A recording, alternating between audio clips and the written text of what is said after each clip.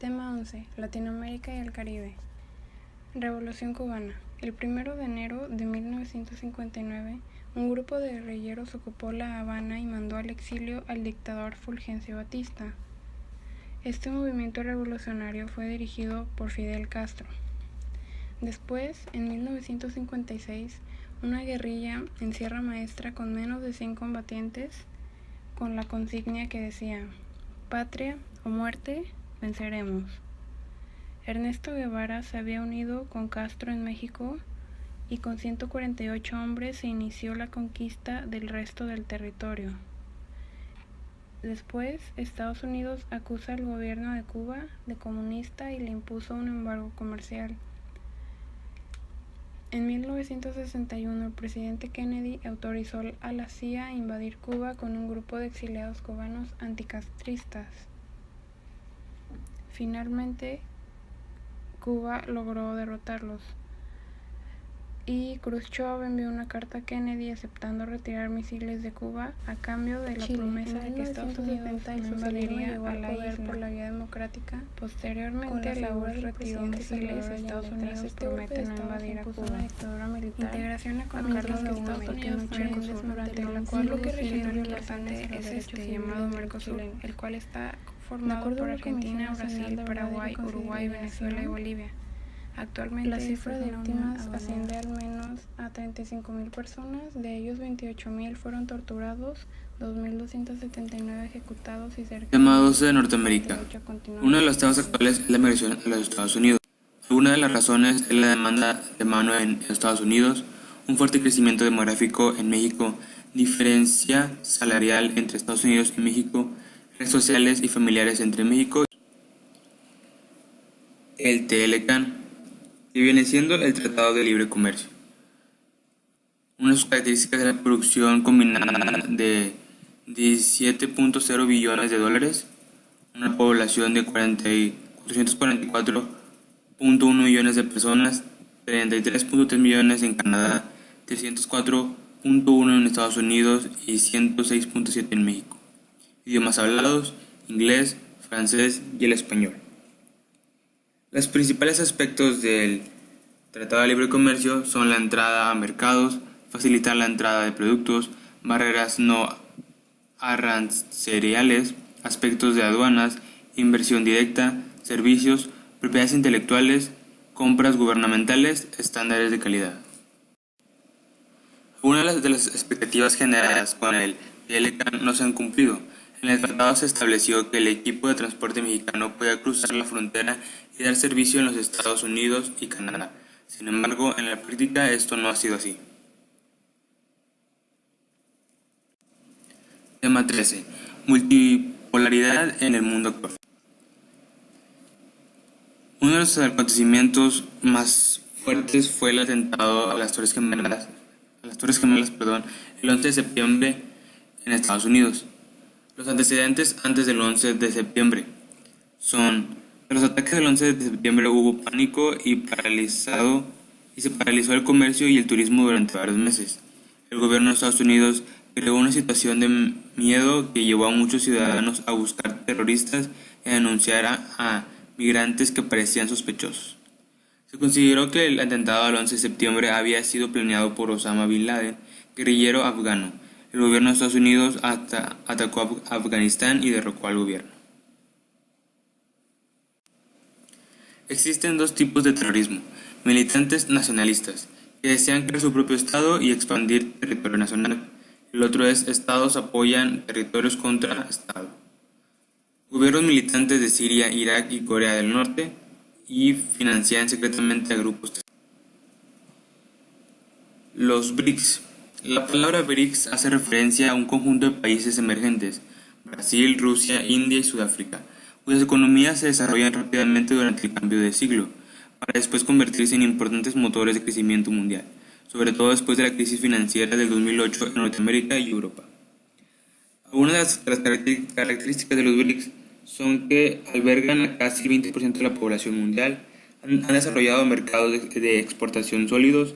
Sus economías, según el FMI, pasaron de representar el 5,6% de Producto Interno Bruto mundial a 21,3% en menos de 20 años.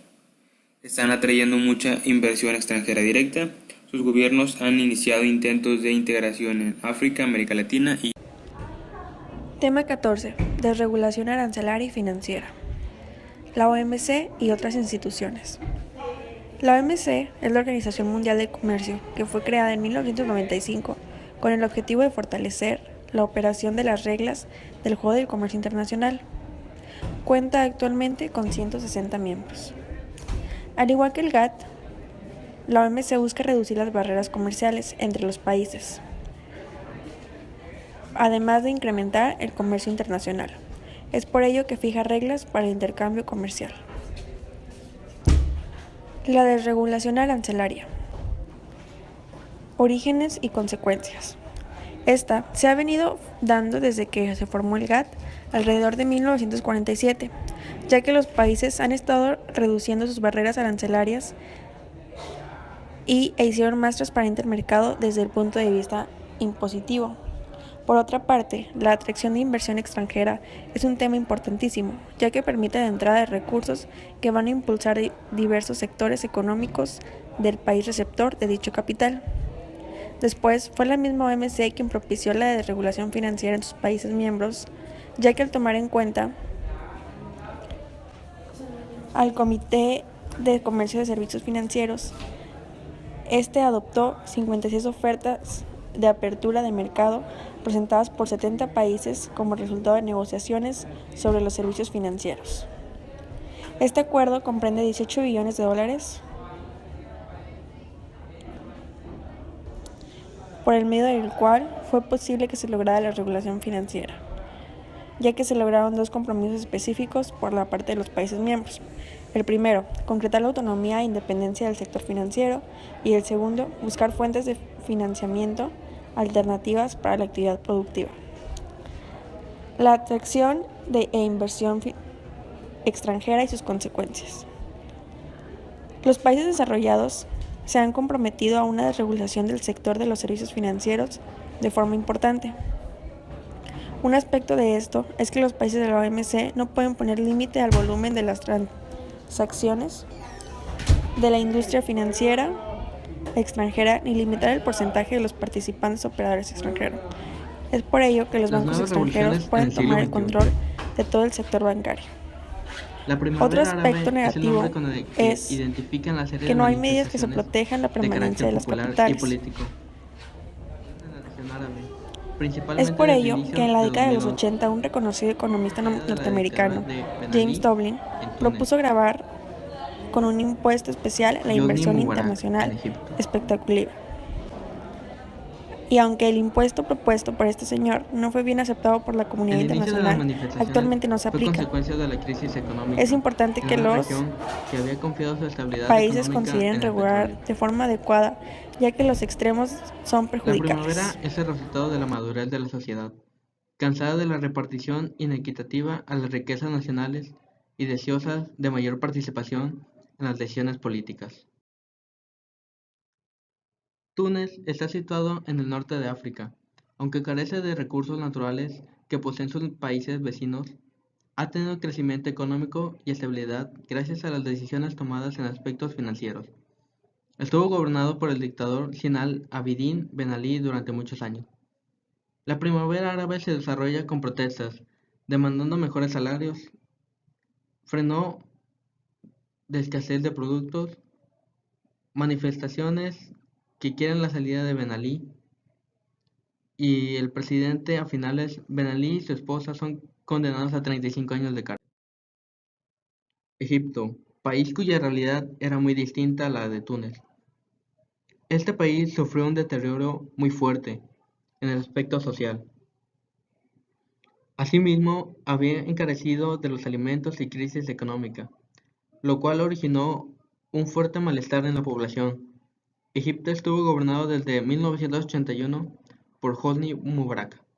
A principios del año se presentaron manifestaciones en varios lugares del país, principalmente en El Cairo y Alejandría.